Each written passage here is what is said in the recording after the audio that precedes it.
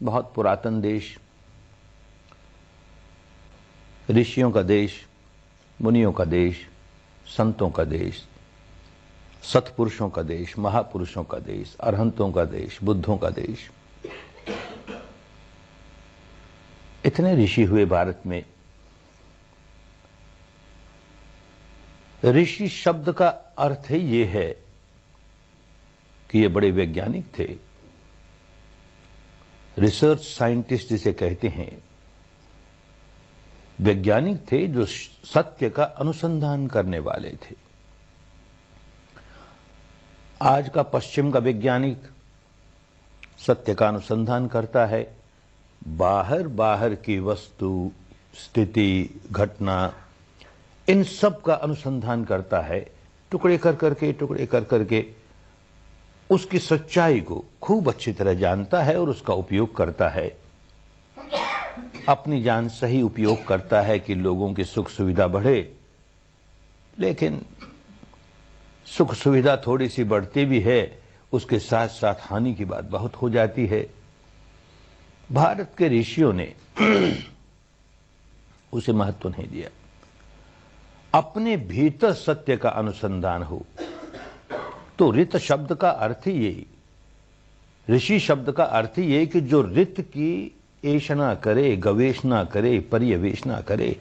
माने ये ऋत क्या है, कुदरत का कानून क्या है, उसको अनुभूति के स्तर पर जाने, तो ऋषि हुआ। किस लिए गवेषणा करते हैं ऋत की?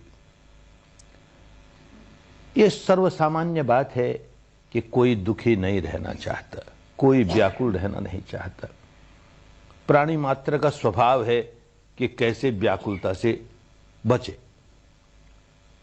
तो व्याकुलता से बचे तो कोई भी समझदार आदमी इस बात पर चिंतन करे कि व्याकुलता से कैसे बचूं भाई।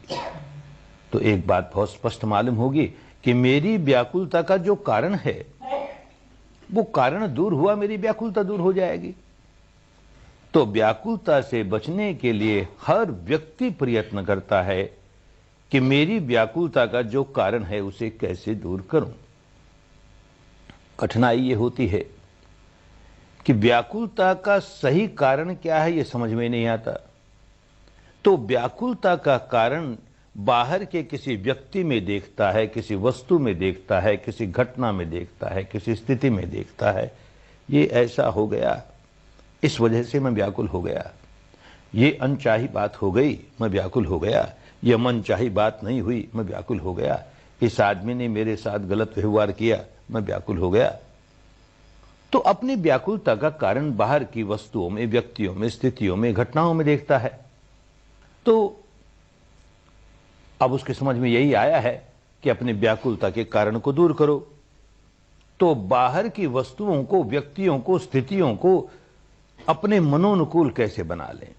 सारा प्रयत्न, सारी ऊर्जा, सारी मेहनत जीवन भर इस काम में लगा रहता है, कैसे ये मनोनुकूल हो जाए, कैसे ये मनोनुकूल हो जाए।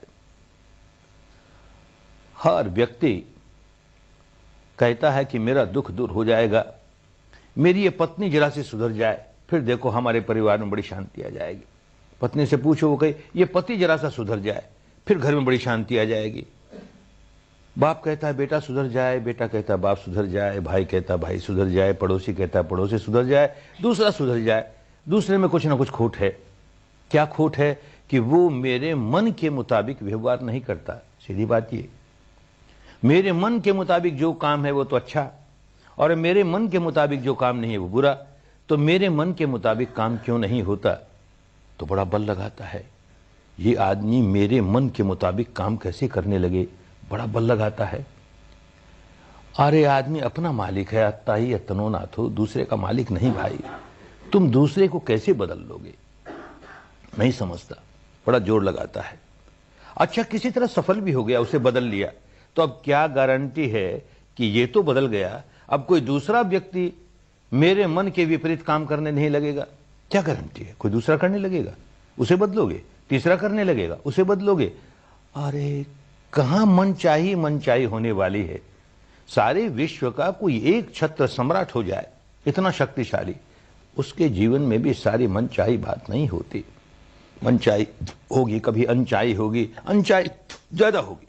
क्यों ज्यादा होगी? कि जो मन चाही है वो पूरी होते ही मन का स्वभाव है कुछ और चाहने लगेगा, वो पूरी होगी कुछ और चाहने लगेगा। अरे तो सारी मन चाही कैसे पूरी होगी?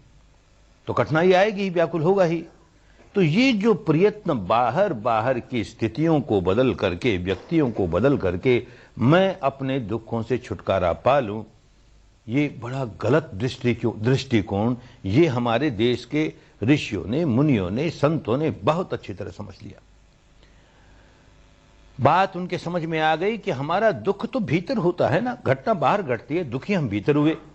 तो भीतर झांक के देखें कि दुख होने का कोई और भी कारण है क्या भीतर। जो आदमी अपने भीतर झांकना शुरू करेगा, भीतर की सच्चाई को देखने का जरा सा भी काम करेगा, उसे तुरंत समझ में आ जाएगा कि भाई विकार जागा ना, घटना तो बाहर हुई, मैंने भीतर विकार जगा दिया। क्रोध जगाया, द्वेष जगाया, ईर्ष्या जगाई, राग जगाई, वासना जगाई, भय जगाया, अहंकार जगाया, कोई विकार जगाया।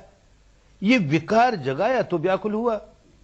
घटना वो की वो हो और मैं विकार नहीं जगाऊं, मैं व्याकुल नहीं होता ना।